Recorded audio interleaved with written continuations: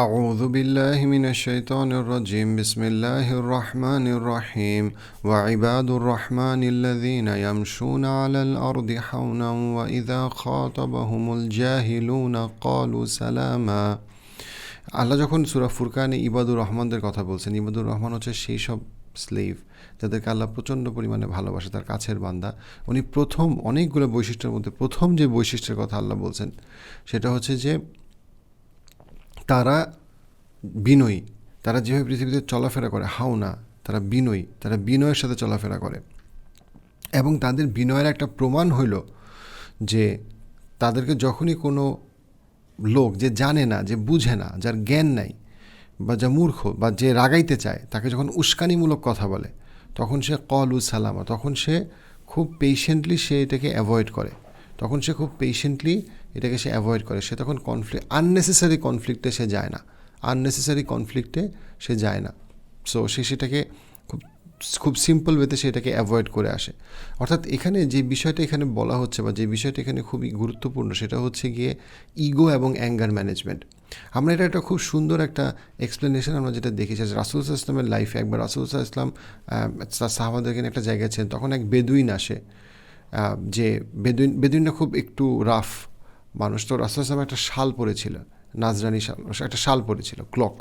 তো সেই শাল ধরে বেদুইন এত জোরে ওনাকে টান দেয়, রাসূল সাল্লাল্লাহু আলাইহি ওয়াসাল্লামকে টান দেয়, গলা ধরে টান দেয়, এবং টান দিয়ে বলে যে আমাকে দেন, টাকা দেন আমাকে, সেটা দান বা জাকাতের যে কোনো একটা টাকা ছিল, সেটা আমাকে দেন। এবং সে এমনভাবে এত জোরে সাহাবাদ যে হাদিস বর্ণক, সে বলছে যে আমি রাসূল সাল্লাল্লাহু আলাইহি ওয়াসাল্লামের গলায় দাগ দেখতে পাচ্ছিলাম, মানে দাগ পড়ে গেছে, এত জোরে টান দিছে। রাসূল সাল্লাল্লাহু আলাইহি ওয়াসাল্লাম শুধুমাত্র তার দিকে তাকাইছে, বেদুইনের দিকে হাসছে, এবং তাকে দান বা জাকাত যেটা দেওয়া সেটা দিয়ে দিয়েছে। এটা একটা এক্সাম্পল যে অ্যাঙ্গার কীভাবে কন্ট্রোল করা, এবং অ্যাঙ্গার কন্ট্রোল করার, ইগো কন্ট্রোল করার কথা বারবার বলা হয়েছে। আমরা এমন একটা সময়, আমরা একটা পৃথিবীতে বাস করি যেখানে ইগোইস্টিক হওয়াটা হয়ে গেছে স্মার্টনেস। কিন্তু রাসূল সাল্লাল্লাহু আলাইহি ওয়াসাল্লাম বলছেন সহিহ হাদিসে যে যার মধ্যে এক অনুপরিমাণে ইগো আছে, যার মধ্যে এক অনুপরিমাণে অ্যারোগেন্স আছে, সে জান্নাতে প্রবেশ করবে না। এবং আমাদের যতগুলো স্পিরিচুয়াল এনিমি আছে, আমরা যেগুলোতে বিশ্বাস করি, তার মধ্যে একটা হচ্ছে গিয়ে খুব ইম্পর্ট্যান্ট, একটা হচ্ছে ইগো। আপনি যদি চিন্তা করেন যে আমাদেরকে বারবার কোরআনে যেই শয়তানের কথা, ইবলিসের কথা বলা হয়েছে, রাইট, ওই ইবলিসের কিন্তু মূল প্রথম যে গুণাটা ছিল, সেই গুণাটা ছিল হচ্ছে গিয়ে ইগো। এবং ইগো আমাদের সমস্ত ঈমান এবং সমস্ত ভালো কাজকে আমাদের নষ্ট করে দিতে পারে। এবং আমাদের পৃথিবীতে যত রকম করাপশন আমরা দেখি, আপনি যদি খুব কেয়ারফুলি চেক করেন, আপনি দেখবেন এটার পিছনে কোথাও না কোথাও একটা মানুষ বা একটা গ্রুপ অফ মানুষের অ্যারোগেন্স আছে। এবং ইবাদুর রহমানের প্রথম বৈশিষ্ট্য হচ্ছে তাদের ইগো বা অ্যারোগেন্স নাই, এবং তারা তাদের অ্যাঙ্গারকে কন্ট্রোল করতে পারে। ইগো আর অ্যাঙ্গার ম্যানেজমেন্ট, ইগো কন্ট্রোল করা, বিনয়ী হওয়া, হাম্বল হওয়া, আর অ্যাঙ্গার কন্ট্রোল করা, দুইটাই একসাথে যায়। অ্যারোগেন্স এবং অ্যাঙ্গার যেমন একসাথে, হিউমিলিটি এবং কন্ট্রোলিং অ্যাঙ্গারও আবার একসাথে। রাসূল সাল্লাল্লাহু আলাইহি ওয়াসাল্লাম বলছেন যে জান্নাতে যেই লোকটা অ্যাঙ্গার কন্ট্রোল করতে পারবে, তাকে জান্নাতে এমন পুরস্কার দেওয়া হবে যেটা তাকে কমপ্লিটলি প্রশান্ত করবে। রাসূল সাল্লাল্লাহু আলাইহি ওয়াসাল্লাম অন্য হাদিসে রাসূল সাল্লাল্লাহু আলাইহি ওয়াসাল্লাম বলছেন যে একজন যখন তাকে এসে জিজ্ঞেস করছে যে আমাকে অ্যাডভাইস দেন, আমাকে উপদেশ দেন, তখন রাসূল বলছে তুমি রাগ করো না। তারপরে আবারও বারবার লোকটা জিজ্ঞেস করছে, তারপরে আবারও রাসূল বলছে তুমি রাগ করো না, আবারও জিজ্ঞেস করছে, রাসূল বলছে তুমি রাগ করো না। এবং এটা একটা সহিহ হাদিস, এবং যেটাতে ইন্ডিকেট করে যে মানুষটা খুব বেশি বদরাগী, সে শুধু তার রাগের কারণে তার সমস্ত সম্পর্ককে সে নষ্ট করে দিতে পারে।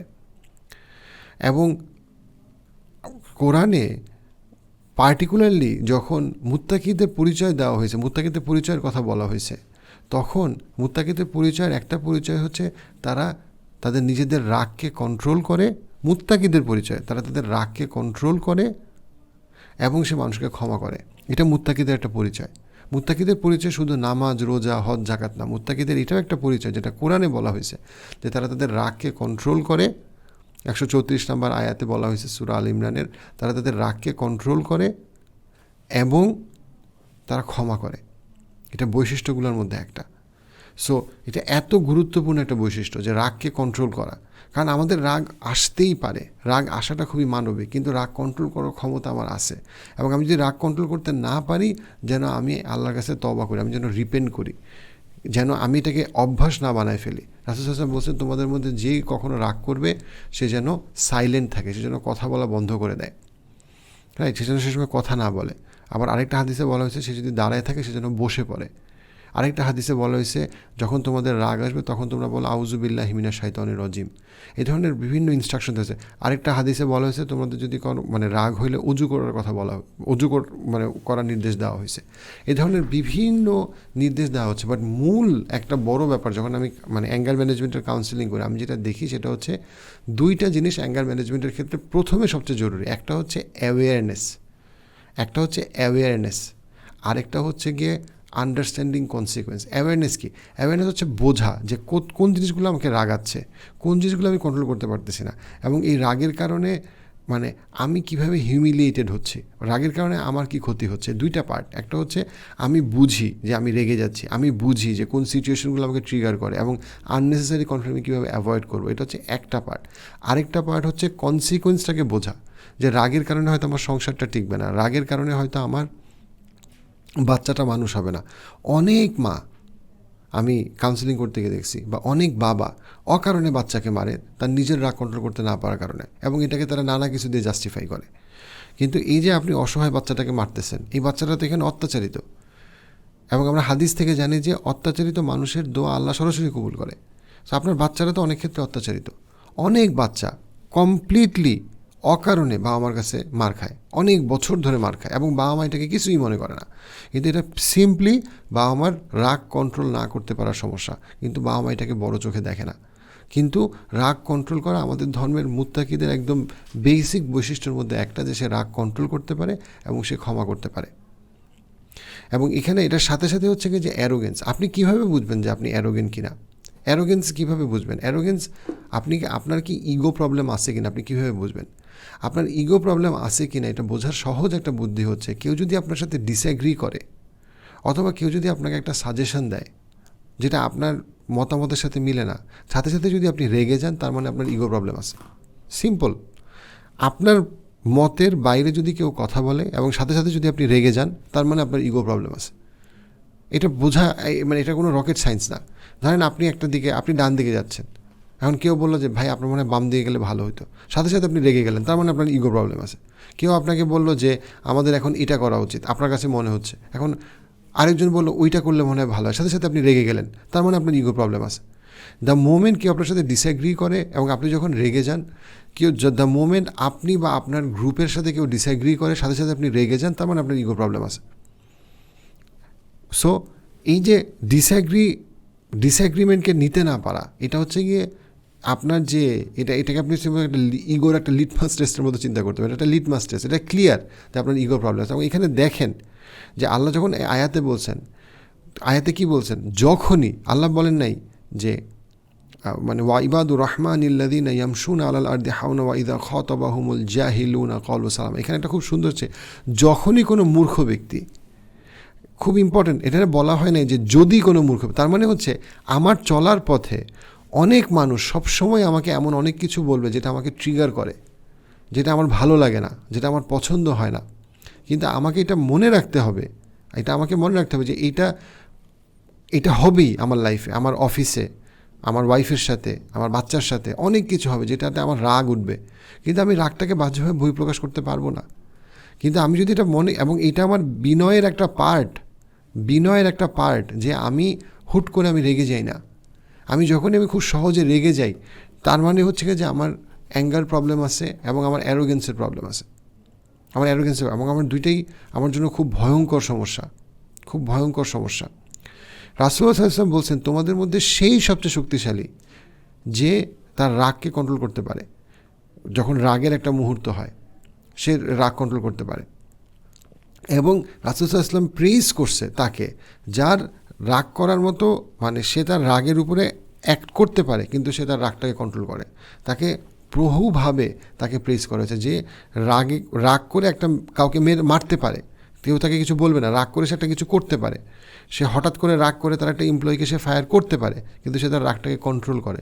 এটাকে রাসূলুল্লাহ সাল্লাল্লাহু আলাইহি ওয়াসাল্লাম ভীষণভাবে প্রেইজ করছেন, তার বর্ণনাতে ভীষণভাবে সে প্রেইজ করছে যে তোমার ক্ষমতা আছে তোমার রাগটার বহিঃপ্রকাশ করার, কিন্তু তুমি করলা না, হোল্ড করলা, এটাকে প্রচণ্ডভাবে আমাদের ধর্মে এটাকে প্রেজ করা হয়েছে।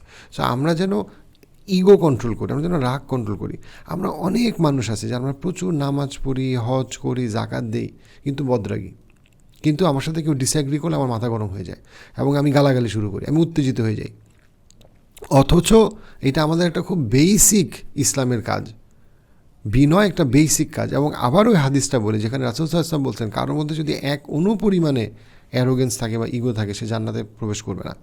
সো এটা আমাদের একেবারে বেসিক একটা এলিমেন্ট আমাদের ধর্মে, এটা আমাদের ধর্মের অনেক উপরের। দেখেন এখানে ইবাদুর রহমানের যে বৈশিষ্ট্যগুলোর কথা বলা হয়েছে, তার প্রথম বৈশিষ্ট্য হচ্ছে বিনয়ের কথা। এবং বিনয়ী হওয়া এবং রাগ কন্ট্রোল করা দুইটাই পরস্পরের সাথে সম্পর্কিত, গভীরভাবে সম্পর্কিত। আমরা যেন বুঝি যে আমাদের মধ্যে সেই স্ট্রং না যে মারামারিতে জিতে, বরং রাসূল সাল্লাল্লাহু আলাইহি ওয়াসাল্লাম বলছেন তোমাদের মধ্যে সে সবচেয়ে স্ট্রং না যে একজনকে কুস্তি করে হারাইতে পারে, বরং সেই সবচেয়ে স্ট্রং যে রাগের মোমেন্টে রাগটাকে কন্ট্রোল করতে পারে। সো আমরা যেন আমাদের ইগো কন্ট্রোল করা এবং রাগ কন্ট্রোল করাটাকে আমরা বুঝি যে এটা আমাদের একটা এনিমি, এটা আমাদের ভিতরের একটা সত্তা যেটাকে আমার কন্ট্রোল করতে হবে। এটা আমার অকারণে আমার অনেক রাগ আসবে, মাঝে মাঝে আমার কাছে খুব গালি দিতে ইচ্ছা করবে, মাঝে মাঝে আমার হয়তো কাউকে মারতে ইচ্ছা করবে, মাঝে মাঝে আমার কাছে মনে হবে যে না, আমি সব ব্যাপারে ঠিক, আমি কখনো ভুল হইতে পারি না, আমি কখনো ভুল চিন্তা করতে পারি না। ইগোর মানুষের মধ্যে যখন সবচেয়ে বড় ম্যানিফেস্টেশন হয়, তার একটা ম্যানিফেস্টেশন হচ্ছে নার্সিসিজম। যে নার্সিসিস্টিক, যেমন আমাদের কোরআনে নার্সিসিজমকে কিন্তু সবচেয়ে খারাপভাবে চিহ্নিত করা হয়েছে। আমাদের কোরআনে নার্সিসিস্টিক কে বলতে পারবেন? প্রথম নার্সিসিস্ট হচ্ছে ইবলিস, দ্বিতীয় নার্সিসিস্টিক কে? ফেরাউন। এদের কথাই কিন্তু বলে। এদের মূল সমস্যাটা কি? মূল সমস্যাটা কিন্তু অ্যারোগেন্স। যে এক্সট্রিমলি অ্যারোগেন্ট সেই কিন্তু নার্সিসিস্টিক, রাইট? নার্সিসিস্টিক মানে হচ্ছে একটা মানুষ যে তার নিজেকে ছাড়া কিছু বোঝে না, যে তার নিজের কথা ছাড়া কারো কথা শুনতে পারে না, যে তার নিজেকে নিয়ে অবসেসড এবং যে মনে করে তাকে কেন্দ্র করে সব কিছু হইতে হবে, রাইট? এবং এটার চূড়ান্ত পর্যায়ে হচ্ছে সে তার নিজেকেই স্রষ্টা মনে করে, মিনিং মানে সে মনে করে আমি যা বলবো, আমি যেমনে চাবো সেটাই সব কিছু। সে সবাইকে বুলি করে এবং বুলি করাটাকে সে স্বাভাবিক মনে করে, কারণ সে মনে করে আমি সামহাও বুলি করাটা আমার জন্য normal. So all in all আমি যেটা বলতে চাচ্ছি সেটা হচ্ছে যে আমাদের কোরআনে যেই দোষটাকে বারবার চিহ্নিত করা হয়েছে যে আল্লাহ অসম্ভব অপছন্দ করে, সেটা হচ্ছে গিয়ে অ্যারোগেন্স। আর যেই গুণটাকে আল্লাহ প্রচণ্ড পছন্দ করে সেটা হচ্ছে বিনয়। প্রত্যেকটা দোয়ার মধ্যে বিনয় আল্লাহ শিক্ষা দিচ্ছেন, প্রত্যেকটা দোয়ার মধ্যে। আপনি যদি দেখেন রব্বানা জলামনা আনফুসানা, ইয়া আল্লাহ আমরা তো জুলুম করে ফেলছি আমাদের নিজেদের উপরে, এখানে বিনয়। প্রত্যেকটা দোয়ার মাধ্যমে আল্লাহ কিন্তু বিনয় শিক্ষা দেন। আমরা যখন বলি সুবহান আল্লাহ, এটা মানে কি? ইয়া আল্লাহ আপনি পারফেক্ট, আমরা ইমপারফেক্ট। আপনিই পারফেক্ট, সব কিছুর থেকে আপনি পারফেক্ট, আপনি সমস্ত ইমপারফেকশনের উপরে আপনি অ্যাবসলিউটলি পারফেক্ট এবং আমরা ইমপারফেক্ট। অর্থাৎ প্রত্যেকটা জায়গায় আমাদের সাথে আল্লাহর সম্পর্কটাই হইতে হবে এই জায়গায় যেখানে আমরা বিনয়ী, প্রচণ্ড রকম বিনয়ী। সো আমরা যখনই অ্যারোগেন্ট তখনই আল্লাহ আমাদেরকে ওনার রহমতের বাইরে নিয়ে যায়। সো আমরা যেন আমাদের ইগো কন্ট্রোলটা বুঝি। আমাদের বাবা মার সাথে আমরা অনেক ইগোইস্টিক হয়ে যাই, বাবা মা কিছুই বোঝে না, বাবা মা গরু ছাগল, বাবা মা নির্বোধ। আপনি কি চিন্তা করতে পারেন আল্লাহ তার ইবাদত করার পরে প্রথম যে নির্দেশটা দিচ্ছেন সূরা বনী ইসরাঈল, সেটা হচ্ছে তুমি বাবা মার সাথে ভালো ব্যবহার করো। এবং আপনি যখন বাবা মার সাথে আসলে অ্যারোগেন্স দেখান তখন এটা আসলে কতটা খারাপ। যেখানে রাসূল সাল্লাল্লাহু আলাইহি ওয়াসাল্লাম বলছেন বাবা মার সন্তুষ্টি আল্লাহর সন্তুষ্টি, বাবা মার অসন্তুষ্টি আল্লাহর অসন্তুষ্টি। সেখানে আপনি যখন বাবা মার সাথে যখন আপনি অ্যারোগেন্স দেখান তখন এটার আসলে পরিণতিটা কত খারাপ হবে আপনার জন্য পরকালে। সো আমরা যেন ইগো কন্ট্রোল করি এবং আমরা যেন অ্যাঙ্গার ম্যানেজ করি, আমরা যেটা বুঝি যে এটা আমাদের জন্য গুরুত্বপূর্ণ। আমরা বেশিরভাগ মানুষ যেই সিচুয়েশানে একটা দেখা যাচ্ছে একটা সোশ্যাল প্রোগ্রাম, সেখানে আমি ঠিকই আমার ইগো কন্ট্রোল করতেছি, ঠিকই কিন্তু আমি আমার অ্যাঙ্গার ম্যানেজ করতেছি, কিন্তু যখনই আমি বাসায় আসলাম আমার স্ত্রীর সাথে, আমার ফ্যামিলির সাথে, তখনই দেখা যাচ্ছে যে আমার রূপ বদলাই গেছে। তার মানে কি? আমি চাইলে আমার রূপটা কন্ট্রোল করতে পারি, আমি চাইলে আমার রূপটা কন্ট্রোল করতে পারি এবং আমরা যেন সেটা করি, কারণ আমরা বুঝি যে আল্লাহ আমাদেরকে দেখতেছে, আর কেউ দেখুক আর না দেখুক।